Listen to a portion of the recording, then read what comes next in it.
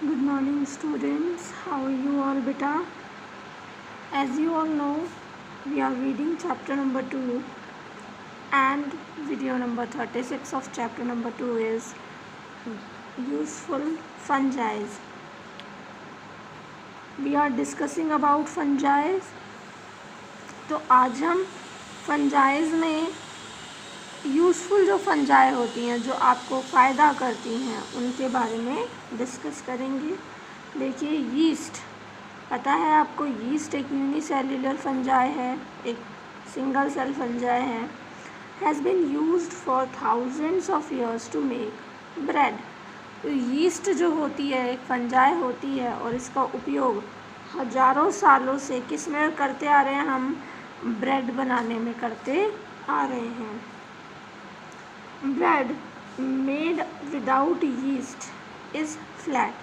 अगर हम बिना यीस्ट के ब्रेड को बनाते हैं तो वो बिल्कुल फ्लैट बनती है, फूली फूली और नरम नरम नहीं बनती है। The soft texture of bread is due to yeast. Bread soft होती है किसकी वजह से, यीस्ट की वजह से। Yeast is also used in manufacturing of wines and beers. Yeast का उपयोग शराब और बियर बनाने में भी किया जाता है। Cheese is made with the help of certain fungi. आप जो चीज़ बहुत मज़े के साथ में पिज़्ज़ा वगैरह के साथ में चीज़ खाते हैं वो चीज़ भी फंजाई की हेल्प से ही बनती है। The fungus penicillium is use to make penicillin, a drug use to treat a number of infection. ठीक है, यहाँ पर बात करेंगे अगर हम एक फंगस होती है जिसका नाम है पेनिसिलियम।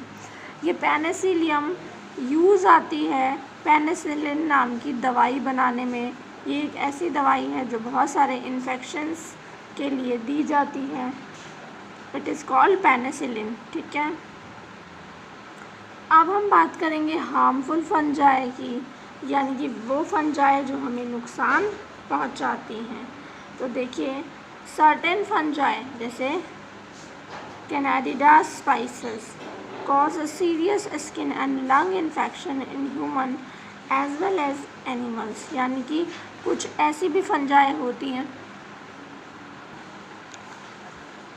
जो कुछ फंजाइज इस तरह की भी होती हैं जो अगर आप कंज्यूम कर लेते हैं तो हमारे स्किन में और लंग यानी फेफड़ों में इन्फेक्शंस हो सकते हैं एंड एनिमल्स को भी हो सकते हैं।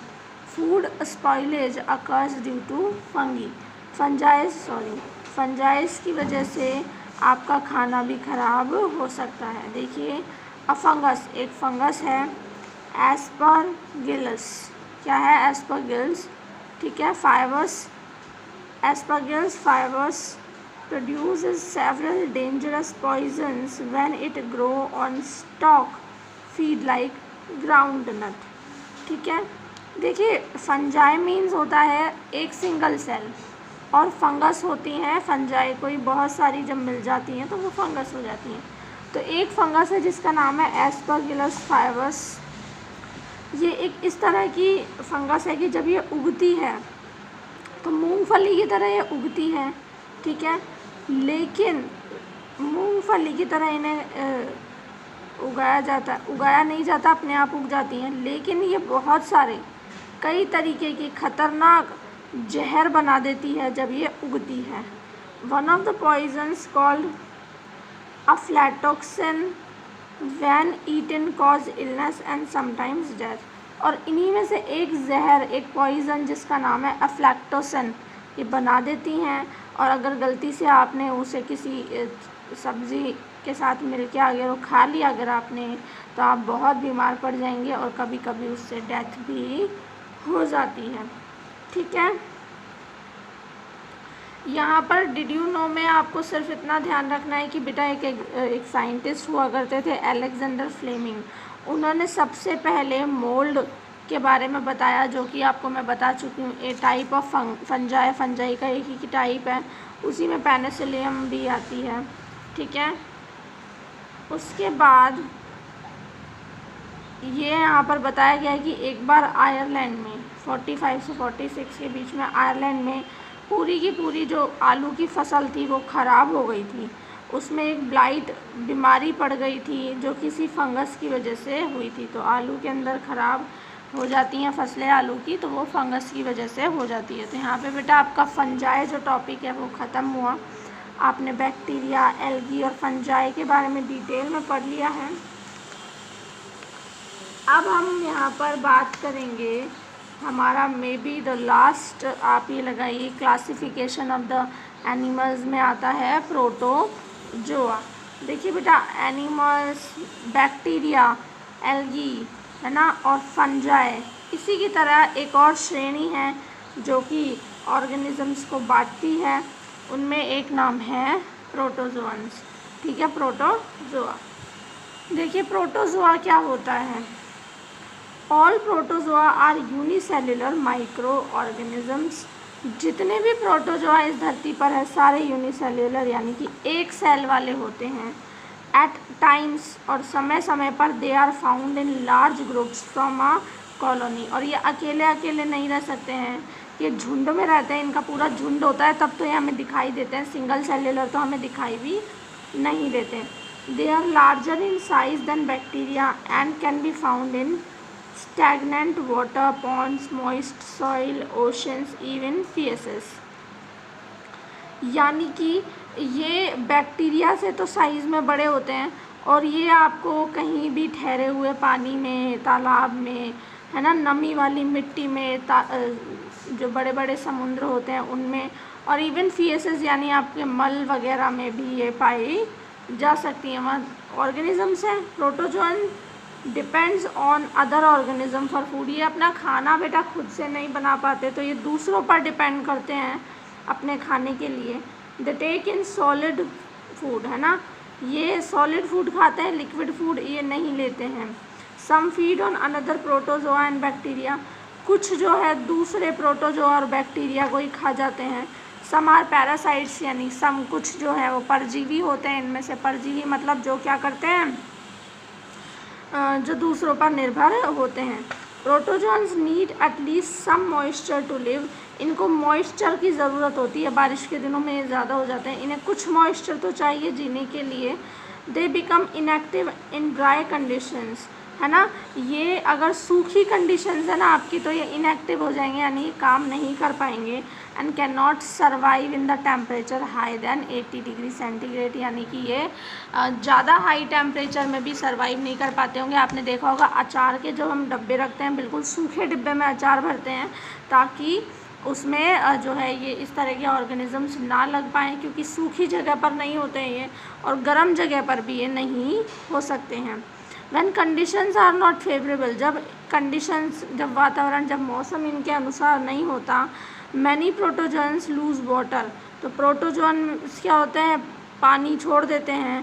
Produce a thick cell wall, become dormant, है ना, और एक अपने ऊपर बहुत ही बड़ी सी एक सेल वॉल, थिक मोटी सेल वॉल बना देते हैं, जिसे हम सिस्ट कहते हैं। मैं आपको पहले भी बता चुकी हूँ, है ना, बाहर का कवर बना लेते हैं ये cyst.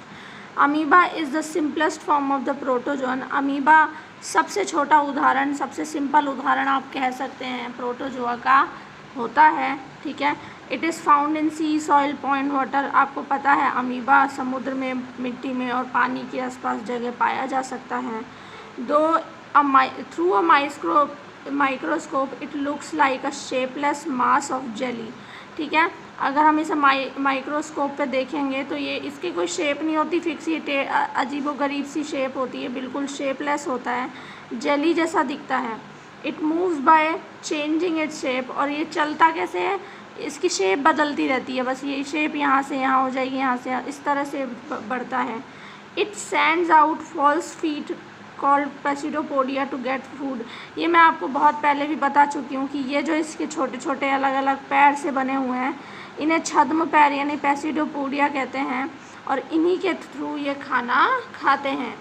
It surrounds food such as algae और बैक्टीरिया विद इट्स पेसिडोपोडिया।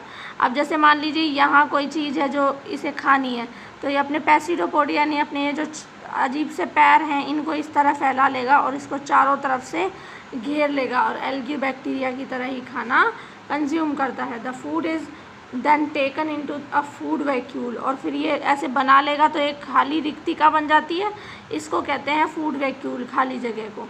यहाँ पर ये फंस जाता है और यहीं के यहीं इसको अंदर लेकर के ये डाइजेस्ट कर देता है। ठीक है बेटा, तो ये अमीबा की बात रही। अब एक और एग्जाम्पल ले लेते हैं प्रोटोजोआ का, वो है paramecium. Paramecium is a slipper like protozoan that is completely covered with hair like thread called cilia. ये एक स्लीपर, चप्पल जैसी आकृति की होती है पैरामीशियम, और इसके पूरे शरीर पर यानी कि इसकी पूरी बॉडी पर बाल बाल होते हैं। ये हेयर लाइक धागे जैसी जो संरचना है इसे सीलिया कहते हैं। The cilia acts as tiny oars to move the paramecium forward और बैकवर्ड। और ये जो धागे धागे जैसे आप ये लगा लीजिए, इसके बहुत सारे पैर हैं जो ये क्या करते हैं, इसको आगे पीछे होने में मदद करते हैं। It also uses cilia to get food, और खाने में भी मदद करते हैं, खाने को फंसाने में। The movement of the cilia forces the food into a small mouth like opening called oral groove. ठीक है, ये जो छोटे छोटे धागे हैं अपने खाने इसमें फंसा करके और इसके मुंह तक पहुंचाते हैं, वो क्या कहलाता है, ओरल ग्रूव कहलाता है। Paramecium Yeats algae and bacteria. ये जो पैरामीशियम है ये एल्गी खा जाती है और बैक्टीरियाज को भी खा लेते हैं। ठीक है, some protozoans move with the help of pseudopodia while other have cilia और फ्लैगेला। कुछ तो ऐसी होती हैं, ज़्यादातर तो ऐसी होती है जिनमें ये सिलिया होते हैं या इनको ही फ्लैगेला भी बोलते हैं, और कुछ ऐसी होती हैं जो पेसिडोपोडिया अमीबा की तरह से चलते हैं। ठीक है, ये असेक्सुअली और बाइनरी फिजन से अपने आप को रिप्रोड्यूस यानी बढ़ाते हैं। ठीक है, इस तरह के असेक्सुअल रिप्रोडक्शन ये दिखाते हैं। क्लियर? तो आज हमने प्रोटोजोआ को भी बेटा कंप्लीट कर लिया फंजाई के साथ साथ। नेक्स्ट वीडियो में हम पढ़ेंगे कि प्रोटोजोआ से कौन कौन सी बीमारियां होती हैं, उसके बारे में आगे जानेंगे। तब तक के लिए आप यहाँ तक चैप्टर पढ़िए, रीड कीजिए और इसे समझिए। Thank you.